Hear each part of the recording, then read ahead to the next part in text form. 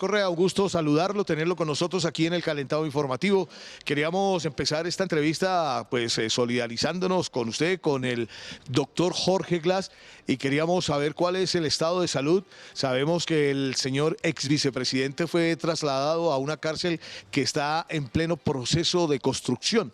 ¿Qué conoce usted del estado de salud del expresidente y pues de la manera como el presidente el presidente Daniel Noboa está utilizando al ex vicepresidente Glass pues como una figura de cambio, como una monedita de cambio, por decirlo menos, y como una figura a quien está exponiendo a la humillación pública al hacer estos movimientos y trasladarlo a esta cárcel donde no hay condiciones? Expresidente, buenos días y bienvenido al Calentado Informativo. Buenos días. Primero, muchas gracias por esta entrevista y un inmenso abrazo a nuestra queridísima Colombia. Lo que se está haciendo con Jorge Glass es criminal, toda persona decente, incluso si considera que Jorge Glass es corrupto, incluso si es anticorreísta, antiizquierdista, lo que ustedes quieran. Esto es el patrimonio de las personas decentes, de una elemental reserva moral. Toda esa clase de personas deberíamos rechazar lo que está pasando con Jorge Glass, que dicho sea de paso no es corrupto, se lo puedo asegurar, es un perseguido político, pero como trofeo, este canalla de Daniel Noboa, y le contesto su pregunta, ¿qué piensa en Daniel Noboa cuando hizo eso? Un canalla completo que lo perjudicó, ¿eh? Porque eso impulsó el no. O sea, la gente ecuatoriana tiene principios, ¿no? Entonces, la gente decente rechazó esa manipulación de un prisionero para tenerlo como trofeo político y creyendo en su torpeza, que eso le iba a beneficiar, lo cambió de cárcel. Ya estamos en una cárcel de alta seguridad. Yo me pregunto, suponiendo que Jorge Glass sea corrupto, ¿es peligroso? ¿Es terrorista? ¿Es asesino en serie? ¿Es violador? ¿Múltiple? ¿Por qué tenerlo en una cárcel de alta seguridad? Es pura maldad. Ahí ya tenía problemas, está incomunicado del mes de diciembre, ¿no? Las cárceles están en estado de emergencia, no pueden recibir visitas de sus familiares, tan solo hablar con sus abogados, a veces, personalmente, y la mayoría de las veces por Zoom. Y lo cambia para decir que ha construido una nueva cárcel, a una cárcel que está en construcción. Él mismo reconoció que está en el 30-40% de avance, 30-40%, con 300 presos más de altísima peligrosidad que los transfirió de todas partes del país. Y no existen las condiciones mínimas, básicas. No hay agua, no hay lavandería, no hay economato. No había ni cubiertos recién ayer. ¿Y cómo sé esto? Porque tengo contacto directo con la abogada de Jorge Glass, que ayer tuvo un Zoom con él, una videoconferencia. No tenía ni cubierto, tenían que comer con las manos. Le dieron una cuchara de plástico finalmente solo el día de ayer, ya con 8 o 10 días en la cárcel. ¿Se imagina usted? Y para mayor gravedad del asunto, Jorge Glass sufre varias enfermedades muy serias, pero no es que son inventos. Hay reportes médicos, no uno, decenas. Y para añadir todavía a la gravedad del caso y a lo canallesco de Noboa y su gobierno, acaba de ser beneficiario de medidas provisionales de la Corte Interamericana. Ya tenía medidas a su favor de la Comisión Interamericana. Se puede discutir que la Comisión no tiene atribuciones para eso, pero indudablemente la Corte sí las tiene, y dictó medidas provisionales para garantizar la vida, la salud de Jorge Glass. Y este tipo, burlándose de la Corte Interamericana, el derecho interamericano, el derecho internacional, como ya lo hizo al invadir la Embajada de México, ¿no? Al secuestrar a un asilado político en el 2023, perdón, 2024, nuevamente se burla de la Corte y diciendo, no me importa lo que dices, por el contrario, lo mando a una peor cárcel, lo pongo en peores condiciones de detención. Entonces, toda América Latina debe rebelarse ante este Calígula que tenemos en Ecuador y ante su canallesca actitud frente a un preso político como Jorge Glass. Bueno, expresidente, justamente eso le quería preguntar, ¿qué hacer para pues colaborar, para ayudar frente a la situación que está viviendo el expresidente, ex vicepresidente Jorge Glass? ¿Cuál es el llamado que usted hace? La denuncia pública a los más altos niveles. Yo le estoy muy agradecido al presidente Petro, siempre solidario, se ha preocupado el caso de Jorge Glass. Entiendo todas sus ocupaciones, ojalá se pueda preocupar aún más. Pero no solo Petro, también Lula, y no solo los gobiernos de izquierda, insisto, esto no se trata de izquierda o derecha, se trata de derechos humanos fundamentales, se trata de civilización. Lo que vivimos en el país, en Ecuador, es una completa barbarie en muchos aspectos, pero sobre todo expresada en el caso de Jorge Glass. Sí. Sí, sin duda alguna, señor expresidente. Bueno, vamos a hablar un poco del análisis de los resultados de la jornada entonces electoral. Primero, nuestra solidaridad con el ex vicepresidente Jorge Glass, y entendemos todo lo que usted está diciendo, pues porque no es una persona que estuvo en el gobierno, es una persona que pues ocupó un cargo muy importante, no es para recibir ese tratamiento de estar en una cárcel de máxima seguridad, como usted lo está diciendo. Y pues vamos a hablar un poco de lo que usted dice, cómo salió el pueblo ecuatoriano y le propinó una contundente derrota al señor Daniel Noboa en esto que pretendía, convocar una asamblea constituyente para cambiar la constitución de 2008, que pues había sido pues realmente renovada hace muy poco. Durante su gobierno se renovó la Carta Política del Ecuador. Durante esa constitución, nueva constitución, se prohibió la permanencia de bases extranjeras en territorio ecuatoriano. El señor presidente Daniel Noboa consultó a los ecuatorianos para preguntarles si querían nuevamente convocar o permitir que hubiera tropas extranjeras, una base militar extranjera en Ecuador, y Ecuador dijo no a una asamblea, a una nueva Asamblea Nacional Constituyente. ¿Cuál es su lectura sobre estos resultados en su país este domingo, señores presidente? Ecuador le ha hecho no a un gobierno nefasto, por fin despertó la patria, ahora que continúe ese despertar, porque en verdad hemos estado con escopolamina, ¿no? O sea, se ha aceptado los más grandes abusos. Esto demuestra muchas cosas. ¿Cómo usted puede explicar que después de una victoria abrumadora, entre comillas, aplastante el 13 de abril, 7 meses después tengo una derrota aplastante? Es que nunca ganó el 13 de abril, fue un fraude. Pero el mundo no nos hizo caso porque se trataba de Ecuador. Si la 10ª parte de lo que nos hicieron a nosotros en las últimas elecciones hubiera pasado en Venezuela, ya estaría el gobierno en la Corte Internacional de la Haya, pues la autoridad electoral. Hay una doble moral terrible en ese sentido. Primera idea. Segundo, le ha rechazado no sus preguntas, porque había preguntas que era sí o sí. Quiere reducir el número de asambleístas, cesar el financiamiento público a los partidos políticos, porque la gente no entiende estas cosas. Con la reducción de asambleístas se perdía representación, pero bueno, la gente decía, me cae mal el Congreso y hay que disminuirlo, ¿no? El financiamiento de partidos políticos, hay cosas en la democracia que no nos gustan, a nadie le gusta dar plata pública para partidos políticos, pero ¿cuál es la alternativa? Solo tener como partidos políticos haciendas bananeras, sucursales bancarias o grupos financiados por las organizaciones criminales. Entonces es un mal necesario, pero muy para mercadeo político muy buenos. Eran las preguntas gancho y le han dicho no contundentemente en las 4 preguntas. Entonces un rechazo evidentemente al gobierno, que en condiciones normales es la revocatoria del mandato, y nosotros tenemos esa figura en la Constitución, pero en el Ecuador todo está tomado, no hay Estado de Derecho, entonces lo van a mantener, la oligarquía lo va a mantener a Noboa con uña y diente, porque no solo es parte de la oligarquía, no es el fundamento del poder económico tradicional en el país. Y sobre preguntas concretas, la Constitución, la 4ª pregunta, una constituyente, eso reconforta mucho, porque la historia del país es mucha inestabilidad constitucional, hemos tenido más de 20 constituciones, una en promedio cada década, de que somos república independiente, ¿no? Una inestabilidad terrible la de Ecuador. No hay problema en reformar una constitución, por si acaso. Estados Unidos reformó la suya antes de que se aprobara por todos los estados. Un instrumento dinámico. Otra cosa es cambiarla, porque están los fundamentos en los que se constituye una nación, ¿no? Sobre lo que se constituye una nación. En todo caso, y un estado. En todo caso, es una situación única en la historia ecuatoriana, porque nuestra constitución de 2008 ya tiene 17 años de vigencia, fue aprobada por consulta popular abrumadoramente en el 2008, después de un proceso muy democrático donde participaron decenas de miles de personas, puertas abiertas, ¿no? Y ha sido nuevamente ratificada por el 60% de la gente. Entonces eso no se ha visto en la historia ecuatoriana y eso da mucha esperanza. Es un triunfo de todo un pueblo, no un partido político, pero obviamente nosotros también participamos para el no, y se trató de una campaña muy creativa, con una participación ciudadana impresionante, y David contra Goliat, y lo vencimos, ¿no? Porque la cancha inclinada, autoridades electorales totalmente vendidas, descaradamente corruptas, no solo vendidas y corruptas. Y analizando otras preguntas, la primera sobre todo, tan importante, las bases militares, yo creo que Ecuador en este sentido no solo habló por Ecuador, habló por toda América Latina. Le dio una respuesta contundente a las oligarquías vendepatrias, le dio una respuesta contundente al imperialismo estadounidense, diciendo no queremos bases extranjeras.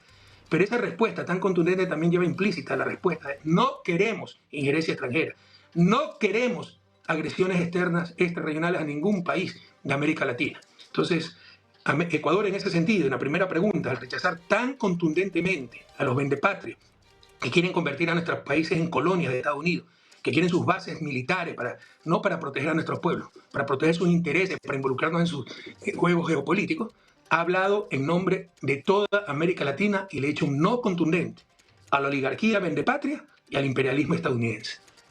Sí, expresidente Correa, volvamos al tema de la votación, porque es que en menos de un año el señor Daniel Noboa logra en una segunda vuelta una votación contundente que la verdad ni aquí en Colombia no la creímos, porque en la primera fase pues había prácticamente un empate entre los dos candidatos en ese momento y resulta Noboa elegido después con una diferencia de 1 millón de votos que no se sabe de dónde aparecieron, pero por supuesto lo ratificaron, como dice usted muy bien, porque en consonancia con Estados Unidos ese tipo de proyectos sí se apoyan. Entonces, ¿esto cómo se explica? Que casi unos 6, 7 meses después, cuando pretende hacer un referendo, lo pierde y lo pierde de manera contundente. Luego, esto deja en claro que definitivamente se puede pensar que en esas elecciones donde se eligen a Noboa hubo un fraude. No es que se puede pensar, lo hemos demostrado. Todo el mundo sabe que hubo fraude. La discusión es cómo lo hizo. Nosotros tenemos una hipótesis que no es única, ¿no? Puede ser un cóctel de medidas, pero lo demostramos, lo dice la OEA. Descubrió tinta que se transfería. Con preparación del voto, el voto es simétrico, se dobla, la tinta se puede pasar del lado A al lado B y desaparecer del lado A. Y así nos robaron centenas de miles de votos, ¿no? No permitieron que se abra una sola urna. ¿Por qué se ganaron con tanta diferencia? Qué bueno, ¿no? Disfrutar nuevamente el conteo de votos, la gran diferencia, el apoyo popular. No permitieron ilegalmente que se abra una sola urna. ¿Por qué? Si ganaron. Porque sabían que esos votos están preparados. No es ni siquiera difícil hacerlo. Nosotros ya hemos reproducido el procedimiento artesanalmente, ¿no? Tenemos videos al respecto. Cambiaron los bolígrafos en la segunda vuelta para poner una tinta que se borra, ya una tinta que se utiliza en actos de magia, una tinta que no es una tinta moderna, no es la tinta de los BIC que se utilizaba en la primera vuelta. Al doblar la papeleta que es simétrica, si tiene acá, en el lado A, por ejemplo, está glaseado el papel para que no absorba tinta, y del otro lado es papel bond de 90 grados como efectivamente es que absorbe tinta, la tinta se pasa y se borra el lado A. Lo hemos demostrado. Y si estamos locos, abran las urnas. Y eso explica por qué no dejaban tomar fotos los votos, porque tienen código de barras y deben corresponder con las mesas. Eso explica lo que descubrió la OEA. Eso explica, compañeros, tenemos videos que dijeron se pasó la tinta. Lo dice, tenemos video grabado. En Chile pasó eso. Y eso explica por qué no quisieron abrir una sola urna, ¿no? Entonces, y eso explica sobre todo por qué retrocedemos en 16.000 mesas. Colombia, escúchenme, retrocedemos, no avanzamos un voto, perdemos de 1 hasta más de 130 votos en 16.000 mesas, el 40% de las mesas. ¿Qué descubrieron? Que Luisa es marciana, narcotraficante. O sea, no, es imposible eso electoralmente. Retroceder en 16.000 mesas, el 40% de la mesa. ¿Por qué? Porque al robarle un voto a Luisa, era un voto más para Noboa y un voto menos para Luisa. Para lograr esa diferencia se requería que hagan eso en menos del 8% de las mesas. Eso está comprobado, lo tenemos en video, tenemos informes de criminalística, de laboratorios internacionales. Pero como fue contra la izquierda en Ecuador, no hay difusión mundial. Si la mitad de eso hubiera pasado en Venezuela, fuera un escándalo internacional. Y por si acaso, no es lo único. Entre otras cosas, por ejemplo, este sinvergüenza descalificó a su principal rival de derecha. Si no descalificaba ilegalmente a ese rival, ni siquiera llegaba a la segunda vuelta. No, estamos ante un dictador suelo, estamos ante un tipo inmoral. Más que inmoral, amoral. No tiene referencia del bien y del mal. Presidente o expresidente, buenos días. Precisamente con eso que usted nos está diciendo y ese resultado que se vio en Ecuador, ¿usted considera que esos resultados son la muestra clara también, pues, de mostrar que la gente realmente en Ecuador no le cree a Noboa, que efectivamente está decepcionada de su gobierno? Es un golpe de realidad también para él. Y ayer precisamente nos dimos cuenta que él estaba visitando ya Estados Unidos. ¿Usted qué cree que él fue a hacer allá después de este resultado? ¿Cuál cree que es la conversación que él fue a tener allá en Estados Unidos después de esta paliza que le dieron en las urnas el domingo? Empecemos por la segunda parte de su pregunta. ¿Qué fue a hacer a Estados Unidos? No sé si usted conoce que Noboa es gringo, él nació en Miami. O sea, su país es Estados Unidos. Él está siendo patriota, porque es Estados Unidos. Y fue a reportarse pues, de los patrones y a llorar, pues decir, no le pude cumplir el recado, el mensajito, no le pude ejecutar la tarea, ¿no? Sobre lo primero, Noboa es un mentiroso compulsivo, o sea, es de los tipos que no tiene escrúpulos. Yo enfrenté a su padre, que es igual que él, ¿no? Este salió tal vez peor. Y las mismas prácticas. Mira, demagogia, creer que todo el mundo a todo el mundo se puede comprar con regalos, con dádivas. Bueno, aunque sea Noboa, el padre, Álvaro Noboa, en esa época gastaba su plata. Este sinvergüenza gasta los fondos públicos. Antes de cada elección se inventa bonos. ¡Qué peculado! ¡Qué malversación de fondos públicos! Pero estamos en dictadura, no hay quien controle a este sinvergüenza. En todo caso, es un mentiroso compulsivo. La gente puede engañar a todo el mundo un tiempo. Puede engañar a parte de la gente mucho tiempo, pero no puede engañar a todos todo el tiempo, ¿no? Y ya está harta de las mentiras descaradas. Por ejemplo, ustedes verán que en campaña dijo, no subiré el precio de los combustibles. Es más, bajaré el precio del diésel para abaratar el costo para los agricultores, sus tractores, para abaratar el transporte público. Luego saca el subsidio del diésel, lo incrementa y tenemos tremenda protesta, 3 muertos, y no pasó nada. O sea, es un mentiroso. Vamos a bajar el IVA, no vamos a subir impuestos, subió 3 puntos al IVA. Entonces, la primera se la perdona, la segunda, ya la mentira 30.000 ya no se la perdona, ¿no? Ahora, en beneficio de Noboa, lo va a defender, en descargo de Noboa, ¿quién podía esperar algo diferente de un tipo así? Viendo su historia, su psicología. Ya la primera campaña, cómo nos engañó. En la primera campaña, por ejemplo, ofreció cárceles flotantes. Se le dijo, no existen cárceles flotantes. Dijo que él la había conseguido en Inglaterra. Esto era mentira, ¿no? Entonces, ¿quién le podía creer a un mentiroso así? Entonces, también es responsabilidad de los electores. Tienen que ser más informados. Tenemos que votar más por la razón y menos por la emoción. Que te odio, Correa, que estoy contra el comunismo, contra la izquierda. Sí, pero sensatamente, en función de patria. No puedes votar por algo como Noboa. ¿Qué más esperaban de un tipo así? Presidente, ya que usted habla del comunismo, en Chile, quisiera que usted me diera su opinión. Ganó la candidata del Partido Comunista, justamente, Janet Jara, pero sin embargo, pues la derecha tuvo un avance muy importante, una votación muy importante que hace prever que posiblemente la derecha vuelva a Chile. ¿Qué está pasando? ¿La gente está cansada de los gobiernos progresistas o qué está pasando con los gobiernos progresistas? ¿No están cumpliendo con esa ciudadanía que está esperanzada en que realmente hubiera cambios y no hubo cambios de parte de esos gobiernos progresistas? No podemos generalizar, porque a mí no me dejan regresar al país por el éxito que fue mi gobierno, porque saben que le gano todas las elecciones. Entonces, por eso la consigna de allá del norte, no dejarme regresar por ningún medio, ¿no? En Chile sí, los resultados no son buenos, ganó la candidata de la izquierda, es del Partido Comunista, yo no soy comunista, yo vengo de una izquierda cristiana. En todo caso, ¿por qué no son buenos? Porque gana con el 26-28%. Pero ahí, muy cerca, el candidato de la extrema derecha, ese es un fascista, casi, ¿no? Ascendencia fascista, dicho sea de paso. No se puede juzgar a alguien por sus ascendentes, pero el tipo se ha manifestado en esa postura. Y de ahí, tercero, cuarto, todos son de derecha. Es decir, la izquierda llegará a un 35-40%, ¿no? La derecha se encuentra en 60-65% y va a ser muy difícil ganar la segunda vuelta. Y una derecha dura, pinochetista. Entonces, una gran decepción para América Latina, ¿no? ¿Cómo pueden añorar los tiempos de una dictadura tan brutal como Pinochet? Pero tú lo has dicho, ¿no? Muchas veces el desencanto con la democracia, el desencanto con un gobierno, yo creo que aquí el gran responsable es Gabriel Boric, una tibieza terrible. Siendo de izquierda, su principal adversario era Venezuela, o sea, totalmente desubicado, tratando de contentar a todo el mundo. La vanidad, ¿no? En el fondo es humildad, la falsa humildad es doble vanidad, aparecer como el gran demócrata y con una tibieza terrible. De ahí están las consecuencias, ¿no? Hay un gran desencanto con el gobierno de Boric, un gran desencanto con la democracia y en esas condiciones son capaces de votar, el electorado es capaz de votar por cualquiera. Esto no exime responsabilidad del electorado. De todos modos, ellos tendrían que guardar la sensatez y ver lo que le está proponiendo esa derecha dura y pura al estilo Pinochet, ¿no? Y tomar la mejor decisión. Pero sí hay mucho, como te decía, de responsabilidad del gobierno de Boric y del desencanto con la democracia en general.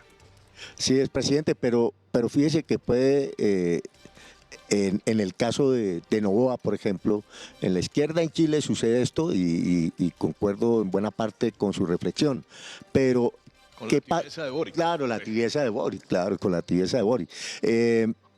Pero ¿qué puede pasar en Ecuador? En Ecuador, usted ahora lo mencionaba, esta votación del domingo fue prácticamente una revocatoria contra Noboa.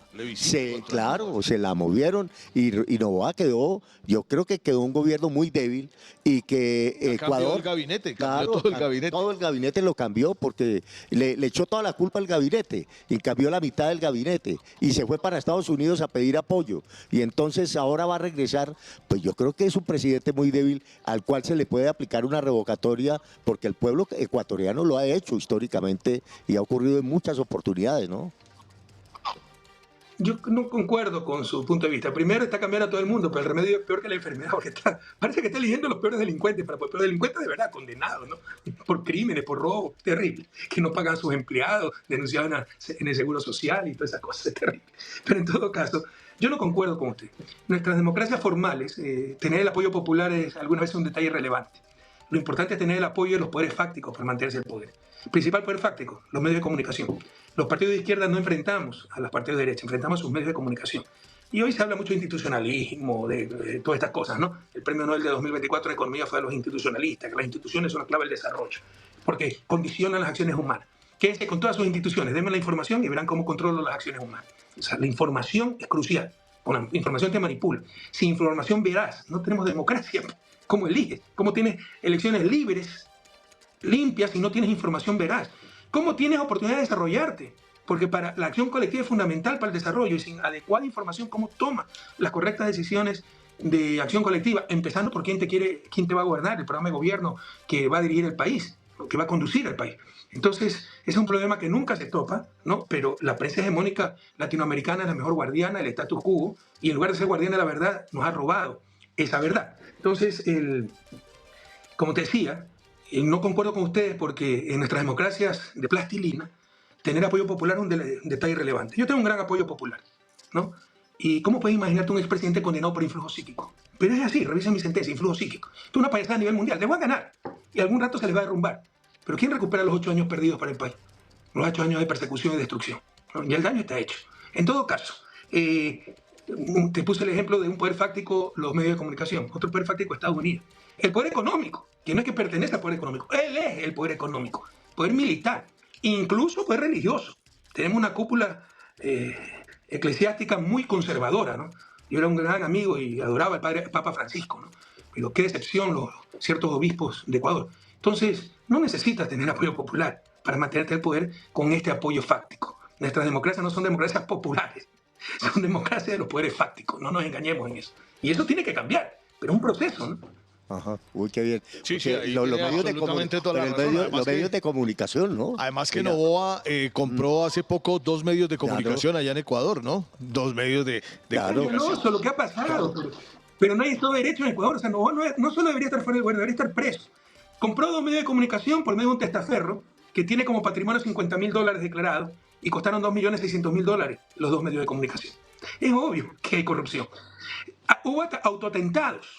Toma de TC Televisión, no sé si recuerden, hace más de un año, un par de años ya. Bombas. Se descubrió que fueron autoatentados. La última bomba en junio se descubrió que es un autoatentado en Novoa. ¿Por qué? Porque es la estrategia de la derecha. Crea miedo, no hagas nada. Crea miedo, véndete como el Rambo macho que patea al perro y puede solucionar las cosas. Y la gente, con el miedo, la emoción más fuerte tal vez, el miedo, el instinto de supervivencia, vota por cualquiera, ya no reflexiona. Es la estrategia de la derecha. Ya se ha comprobado que fueron autoatentados, pero no investiga la fiscalía porque tiene un fiscal de bolsillo, ¿no? $70 millones, por favor, Colombia. Miren lo que pasó, no sé si ustedes conocen. Este sinvergüenza presenta una ley para hacer remisión de impuestos, que ya es discutible, porque hay que saberla hacer. Yo la hice, pero hay que saberla hacer. A los grandes no hay que perdonarles, a los pequeños, donde vas a gastar 10 para recuperar 5, por supuesto, ¿no? Hay que ver cómo soluciona el problema. Pero donde vas a gastar 10 para poder ganar 1.000, es un absurdo, pues, en buscar la remisión. Si piensas en el bien común y no en el bolsillo de unos cuantos. En todo caso, cuando pasó la primera ley, nosotros logramos introducir una transitoria que diga que no se pueden beneficiar de esa ley de remisión de impuestos, somos minoría en la Asamblea, el presidente, sus allegados o los asambleístas y sus allegados, porque ellos están aprobando la ley. Cuando gana la segunda vez, tiene mayoría más consistente en la Asamblea, cambia todo. Presenta una nueva ley absolutamente inconstitucional que incluye la remisión de impuestos, ¿no? Se dijo 1 y 1000 veces que esa ley es totalmente inconstitucional, pero sus alzamanos la aprobaron. Efectivamente, 3 meses después, deroga la ley por inconstitucional la Corte Constitucional, pero en esos 3 meses, este sinvergüenza ya se había perdonado a Corporación Novoa, a su empresa, $70 millones. $70 millones se perdonó en impuestos. Eso es un robo, eso es malversación, pero no pasa nada porque no hay Estado de Derecho en Ecuador. Es decir, imagínate, presidente, yo soy un presidente pillo, presento una ley inconstitucional que sé que me derogan en 3 meses, pero esos 3 meses aprovecho para perdonarme, fumarme $70 millones del pueblo ecuatoriano. No hay derecho. Por favor, verifiquen todo lo que le estoy diciendo. Sí, sí, claro. Eso lo habíamos analizado justamente con otro analista que nos estaba contando sobre esa ley con la cual pues el presidente Novoa se autoperdonó esa deuda de 78 millones de... Dijo que era fruto de la persecución de mi gobierno. No. Ese establecimiento de impuestos viene desde 2006, antes de mi gobierno. No, ¿Okay? Sí, sí. Así de mentiroso el tipo. Bueno, presidente Correa, hablemos un poco del tema del narcotráfico, porque pues este tema en Ecuador es, llamémoslo, realmente reciente. Antes en Ecuador no se hablaba del narcotráfico, pero sin embargo hoy la mayoría de los grandes envíos de cocaína están saliendo por Ecuador. Acaban de capturar incluso a uno de los tipos más buscados, el narco más buscado, lo capturaron allá en España, un tipo que estaba dirigiendo una banda criminal, Los Lobos, y que trabajaba en España y en Emiratos Árabes. ¿Por qué digo esto? Porque el presidente Gustavo Petro ha insistido mucho en una junta del narcotráfico que está mandando desde allá, desde esos países del Oriente Medio, como Emiratos Árabes, como Qatar.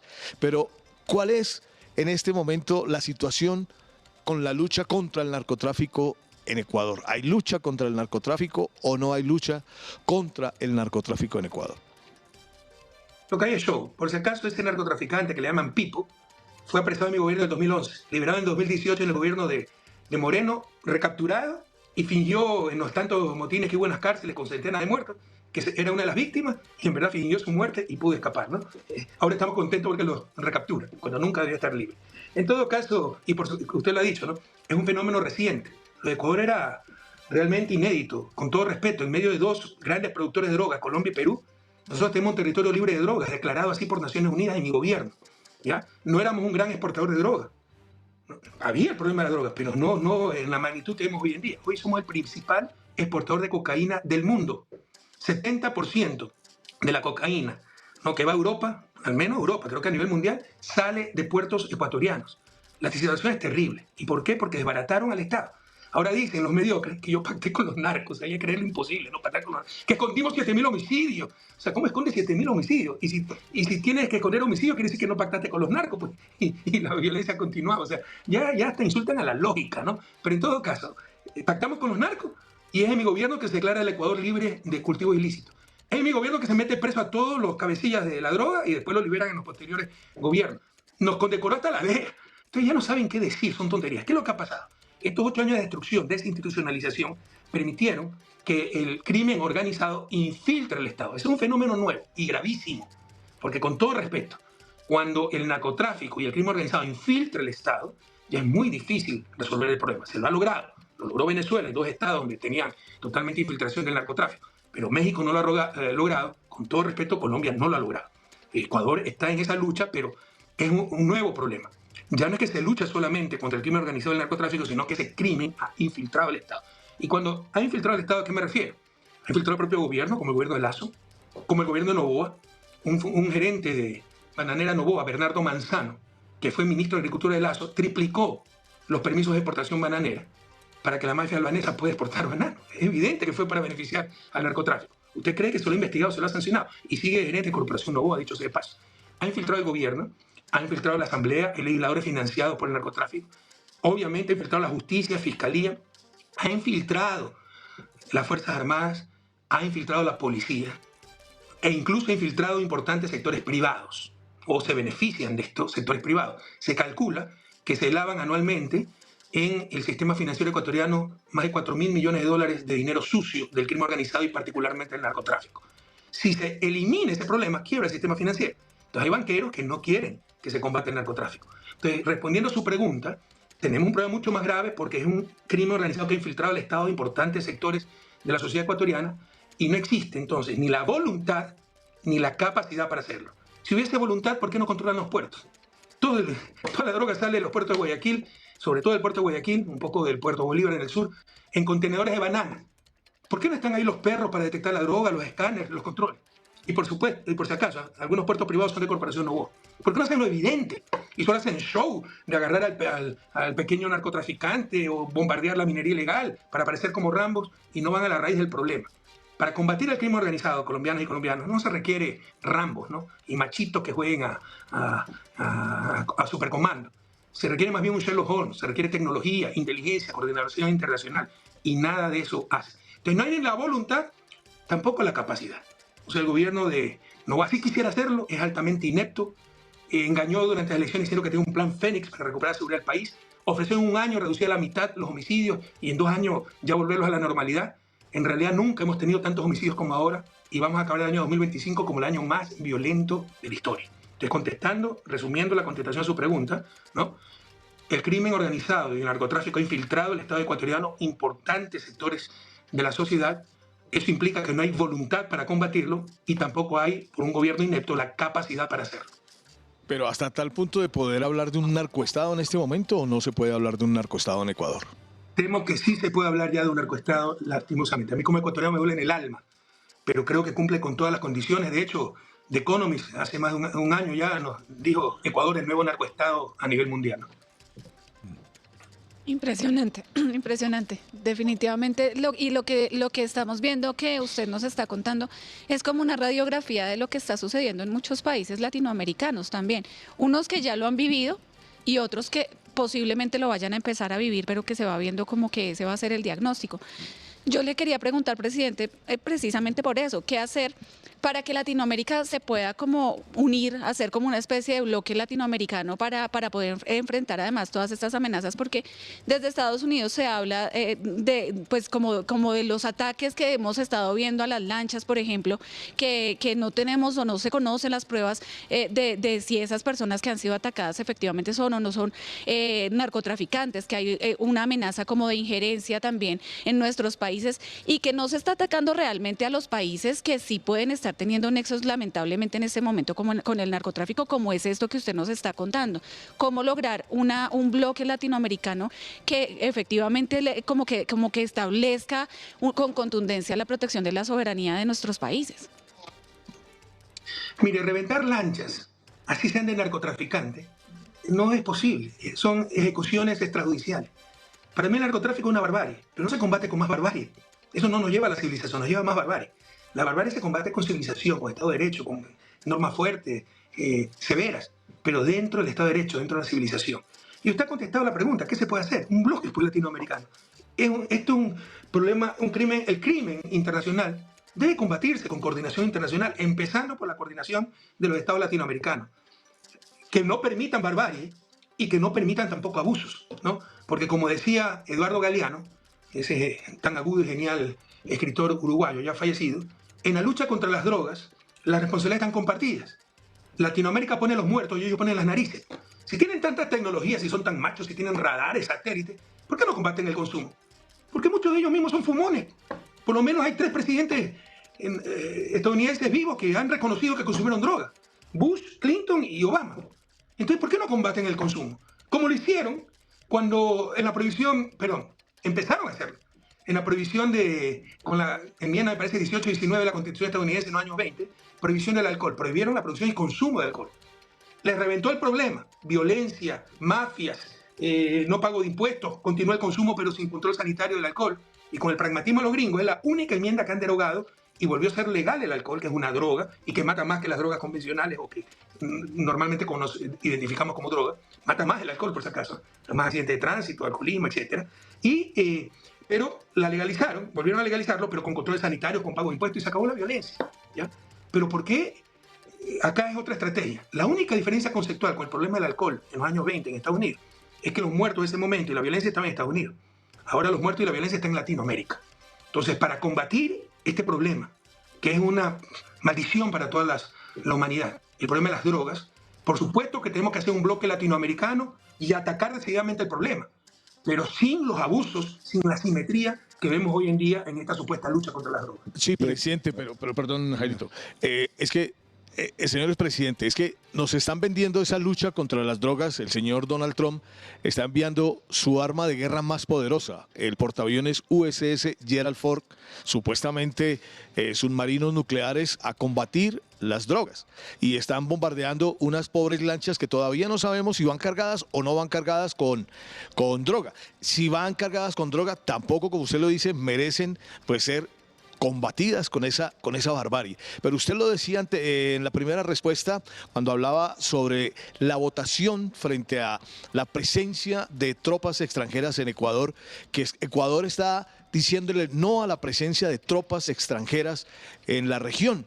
La CELAC ha declarado a la región una región de paz. Yo quisiera saber usted qué piensa sobre este despliegue descomunal militar que tiene en este momento el presidente Donald Trump aquí en la región y que nos está amenazando. Aparentemente viene a instalar o a restaurar la democracia en Venezuela, pero sin embargo dice que quiere atacar a Colombia, que quiere venir a destruir los laboratorios en Colombia, que quiere atacar a México. Es decir, toda la región está bajo una amenaza nuclear, militar, de Estados Unidos. ¿Cómo califica usted todo eso que estamos viendo, ese despliegue en el Caribe? Nos volvimos de un momento a otro la región más más amenazadora en este momento porque nos tienen a todas las tropas estadounidenses al frente. Por si acaso, un detalle muy importante, ¿eh? Donde estuvo 10 años la base gringa, que yo saqué del país, fue la ciudad de Manta. Vaya a ver los resultados en Manta. Creo que pasa el 70% del rechazo a las bases extranjeras. Por algo de ser, ¿no? Reventaban barcos pesqueros de humildes pescadores desaparecidos, todavía sus familias los siguen buscando, violaban a nuestras niñas, ellos mismos consumían y tenían total inmunidad. Violaban y no podían juzgarlo. No digo que todos son violadores, cuidado, pero sí hubo esos abusos y no podían juzgarlo porque tienen total inmunidad. Eso es claudicar en la soberanía. ¿Tú crees que cuándo va a aceptar algo así similar en su territorio de Estados Unidos? Entonces, si ellos no lo aceptan, ¿por qué tenemos que aceptarlo nosotros? En todo caso, donde ofreció poner la base, Salinas, que es un reducto de la derecha, perdió. Entonces, es un rechazo generalizado y, como te decía, Ecuador ha hablado en nombre de toda América Latina, rechazando también esa flota en el Caribe, ese portaaviones Gerald Ford, que me encantaría conocerlo, es impresionante, ¿no? Qué lástima que el ingenio humano se utilice para la destrucción, pero es algo, entonces hay que tener autonomía para 25 o 30 años, o sea, sin tocar puerto, puede subsistir el portaaviones, ¿no? Pero ¿qué hace una flota así en el Caribe? Entonces tú ves que, o sea, si fuera cierto lo que dice Donald Trump, pues estoy preocupado porque le duele la muela y va al ginecólogo, ¿no? Entonces, dice que va a combatir la droga mandando un portaaviones submarino nuclear al Caribe, donde sale el 5% de la droga. Y donde sale la inmensa mayoría de droga no hay nada. Primera gran contradicción. No nos engañemos. El cuento de las drogas, del combate, un hipócrita combate a las drogas, porque te he dicho que hay muchas inconsistencias, es muy similar a la lucha por la democracia en los años 70, que era para combatir el comunismo. Exterminaron a los partidos comunistas, incluso los que llegaron democráticamente, como el gobierno de Salvador Allende en Chile, y permitieron dictaduras brutales, contradictoriamente, ¿no? Porque no eran democráticas, pero eran de ellos. Acá es lo mismo. O sea, lo que están utilizando el argumento de la lucha contra el narcotráfico para amedrentar, para tratar de volver a controlar la región, para desestabilizar gobiernos que no se someten, como el gobierno venezolano. Entonces, que nadie se engañe. Puede estar de acuerdo o desacuerdo. Nadie puede estar de acuerdo con agencia externa en la región, y lo ha dicho claramente el pueblo. Y lo han dicho incluso venezolanos patriotas, ¿no? Yo recuerdo la declaración de uno que me impresionó, dijo: yo vengo poniéndome al chavismo desde hace 26 años, soy acérrimo adversario del presidente Nicolás Maduro y su gobierno, pero frente al primer disparo de un soldado extranjero contra un soldado venezolano, yo tengo solo una patria, tengo un solo gobierno y tengo un solo ejército. Sí, es presidente. Usted ha sido muy crítico con los medios de comunicación y quisiera contarle un poco la experiencia nuestra. Nosotros acá... ¿no? ¿Cómo? Hegemónicos, no es mi estilo generalizado. Tenía que hacer la pausa. Sí, está bien. Pero le quería contar un poco la experiencia nuestra, porque nosotros estamos en un canal público, la televisión pública, y estamos tratando de hacer información y periodismo, quitándole el relato a esos medios hegemónicos que por años, por décadas, nos han manipulado aquí en nuestro país. Creo que la misma realidad debe ser la de Ecuador y de muchos países de América Latina. Y cuando se pretende mostrar un relato distinto de lo que ocurre en cada uno de los países, como estamos haciendo nosotros hoy aquí, pues somos en este momento el punto de mira de estos medios de comunicación. Nos maltratan, nos tratan de propagandistas, nos irrespetan y hasta nos amenazan. Porque claro, yo entiendo que es un debate cultural el que se está dando también, porque ese debate cultural tiene que ver con la información. ¿Por qué eso ocurre en nuestros países y no se logra neutralizar esos medios hegemónicos que, por supuesto, detrás hay un gran capital? Bueno, en realidad es un problema planetario, pero mucho más grave en América Latina, ¿no? El gran capital controla los medios de comunicación a nivel internacional, y que nadie se engañe, porque se inventó la imprenta, la libertad de prensa es la voluntad del dueño de la imprenta. El que te paga es el que pone las condiciones. Yo creeré en los medios hegemónicos cuando denuncien la evasión de impuestos de sus propietarios, y hay muchísimos que evaden impuestos, entonces, o de algunos de sus auspiciantes, ¿no? Eso no existe. Entonces responden al poder económico, y es un problema a nivel mundial. Pero hay límites. Yo vivo en Europa, vivo en Estados Unidos. O sea, no va a decir una mentira descarada, pues si mienten descaradamente, al día siguiente no dirigen ni el medio de comunicación de la parroquia por donde viven, ¿ya? En América Latina se miente y no hay ningún problema, o sea, descaradamente, hasta se aplaude la mentira, ¿no? A nivel mundial vivimos una crisis de la verdad, y la crisis de la verdad, como dice Byung-Chul Han, un filósofo coreano, es la crisis de toda la sociedad, la crisis de la democracia, ¿no? Pero en América Latina se pasan todos los límites, ¿no? O sea, ya no solo que se tolera la mentira, sino que se la aplaude, te da palestra, ya no da vergüenza, da palestra, da fama, la peor mentira, ¿no? En todo caso, se puede combatir democratizando la propiedad de los medios de comunicación, cambiando el modelo de negocio. Si una empresa privada que vive del auspicio, va a depender de los dueños y los auspiciantes. Y por definición, pues, si tienes que elegir entre tu derecho a ser informado, entre rentabilidad, pero por definición va a elegir la rentabilidad. Pero por ahí no va el problema, porque no tienen medios de comunicación por la rentabilidad, no son los negocios más rentables, sino por el poder, para controlarlo. Y para evitar eso, que nos manipulen, hay medidas más eficaces. Por ejemplo, el derecho a la verdad. Esto ni siquiera lo pueden contradecir los liberales, porque en el marco liberal, tu libertad termina donde los derechos de los demás empiezan. Y todos tenemos derecho a la verdad, yo tengo derecho a conocer la verdad. Más aún de los que tienen la obligación de garantizármela. Políticos, periodistas, curas, maestros. Es como que si ellos te roban la verdad, es como si un policía te asalta. El que te tiene que cuidar es el primero en agredirte. Entonces, si, por ejemplo, hay que reformar la Carta de Naciones Unidas de Derechos Humanos, que ya tiene más de 75 años, e incorporar como un derecho humano el derecho a la verdad. En nuestras constituciones hay que poner como principio constitucional el derecho a la verdad y sacar las leyes consecuentes consecuentemente para defender ese derecho. Y que sean los ciudadanos, no un gobierno, no otros medios de comunicación, porque eso mitiga el problema, no lo resuelve. Los propios ciudadanos los que tengan instrumentos para defenderse de la mentira, de la manipulación. No entendemos la gravedad del asunto. En la Edad Media, un ciudadano promedio, un habitante promedio de la Edad Media conocía en toda su vida 300 personas. Una mentira, a lo sumo podía perjudicar a 300 personas, bueno, se multiplicaba un poco más. Hoy con las redes sociales una mentira puede perjudicar en tiempo real a centenas de millones de personas, puede desestabilizar una democracia. Por supuesto que hemos que enfrentar este problema, no solo en los medios hegemónicos, el de las redes sociales. Y con el derecho a la verdad se enfrentan los dos, a las mentiras de los medios hegemónicos y no solo de los medios de comunicación, te insisto, de políticos, de maestros, de curas, ¿no? De cualquiera que tiene el deber de decirte la verdad y no lo hace, no lo cumple. Y se combate también las mentiras, las fake news, los bulos en las redes sociales que tanto daño hacen y que están destrozando nuestra democracia, ¿no? Hay estadísticas que dicen que mucho más rápido se difunden las noticias falsas que las verdaderas, que mucho, por los sesgos cognitivos hay mucha más tendencia a creer los bulos que lo verdadero, que después incluso si sabes que es un bulo, después de un tiempo, la gran mayoría de personas cree que es verdad, lo recuerda como verdad. Entonces es gravísimo lo que está pasando frente a la mentira que se difunde en redes sociales y como humanidad, como civilización, tenemos que enfrentar ese problema. Sí, bueno, lo que siempre se dice, el derecho a la información y el derecho de información que tenemos todos los ciudadanos, ¿verdad?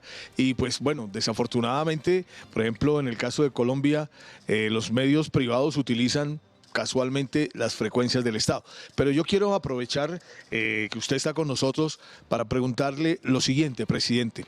El presidente colombiano Gustavo Petro fue incluido en la lista OFAC, en una lista donde están incluidos los mayores narcotraficantes. El señor Donald Trump dice que el presidente Gustavo Petro es un líder narcotraficante. A mí me gustaría que usted me diera alguna declaración sobre eso, sobre esa situación del presidente Gustavo Petro, que es el hombre... amigo Gustavo Petro, porque es una merecida condecoración que ha recibido. Las ofensas se miden según la calidad del ofensor, y viniendo esa ofensa de Donald Trump y su gobierno, es una condecoración muy merecida para Gustavo Petro. Por amor de Dios, ya basta, pues ustedes ven cómo manipulan estas cosas, ¿no? Trump, él sí tiene juicios por abuso sexual, por una serie de cosas, quebró como 7 veces, estafó al fisco. ¿Qué calidad moral tiene ese señor? Y eso demuestra también el deterioro de la democracia estadounidense, que un tipo de esa calaña llegue a dirigir el país más poderoso del planeta, ¿no?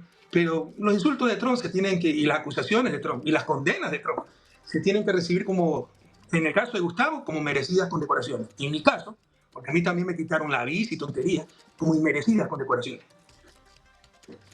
Bien. No, pero sí, eso es verdad. Ahora,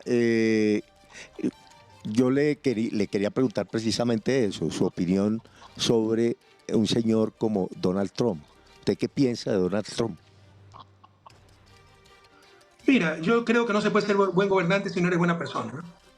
Y es obvio que Trump no es una buena persona. Todo su historial, de su forma de hacer negocios, sus comportamientos, los shows televisivos que tenía, you are fired, usted está despedido, sin una piedad, hecho el macho, mujeriego, sin respeto a su familia.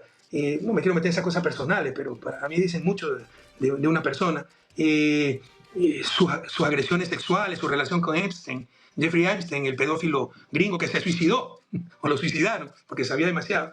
Entonces estamos ante un tipo malo, ¿no? ¿Cómo no? A un tipo malo. Entonces no puedes esperar nada bueno de un tipo así. Yo creo que para ser gobernante, para hacer muchas cosas en la vida, ser periodista, primero tienes que ser una buena persona. Yo quería, presidente, ya para despedirlo, porque sabemos que se tiene que ir, y pues agradeciéndole este tiempo con RTBC, el sistema de medios públicos, que me hablara un poquitico, es que se nos alcanzó a cortar un poco la comunicación ahí, no le entendí, usted no tiene una buena relación con el presidente Nicolás Maduro, ¿verdad? ¿Y qué piensa si hay una invasión? ¿Qué pasa si hay una invasión militar, si hay un bombardeo sobre Venezuela o sobre cualquier país de la región? Porque en este momento todos estamos amenazados realmente. Usted lo ha dicho, es una agresión a toda América Latina. Pongamos límite, incluso la derecha. O sea, sean de derecha, no hay problema, se respetan todos los criterios, pero hay principios comunes indiscutibles, ¿no? La soberanía, la dignidad, el respeto al derecho internacional, no podemos claudicar en esas cosas. ¿Qué nos pasa? O volvemos a la barbarie, no sean vendepatrias, no sean entreguistas. Entonces, toda América Latina, derecha, izquierda, arriba, abajo, debe estar unida frente a esta agresión externa. Y una agresión a Venezuela, Colombia, México, debe ser considerada una agresión a toda América Latina. Basta. Hoy es Venezuela, o Colombia, o México. Mañana será cualquiera de nuestros países con cualquier pretexto, si tiene un gobierno que no le gusta al imperio. Entonces, veamos un poco más de largo plazo. Aprendamos a nuestros libertadores, no perdamos principios fundamentales, a defender la soberanía, la dignidad y la integridad de nuestra América. Sí, el presidente Gustavo Petro pues, ha estado siempre en todos sus discursos recordando justamente lo que usted dice, nuestros libertadores. Eloy Alfaro, recordando por supuesto a Simón Bolívar, a nuestro libertador. Quisiera, presidente, que nos dejara una última reflexión ya para terminar esta entrevista. A no perder la esperanza, como siempre les digo, ¿no? Pero, como dijo un jesuita, un querido amigo, cuando le pidió un consejo, un viejo jesuita sabio, le pidió un consejo para la vida cuando tenía unos 20 años, me dijo: ver claro, sentir hondo y obrar recio. A ver claro, a no dejarnos engañar por los cantos de sirena, por este contexto de miedo, de terror que quieren generar y que son los únicos salvadores, a no perder la sensatez. Sentir hondo, a jamás perder la solidaridad, a entender que la injusticia contra cualquier ser humano, la injusticia contra cualquier país es una injusticia contra toda la humanidad, ¿no?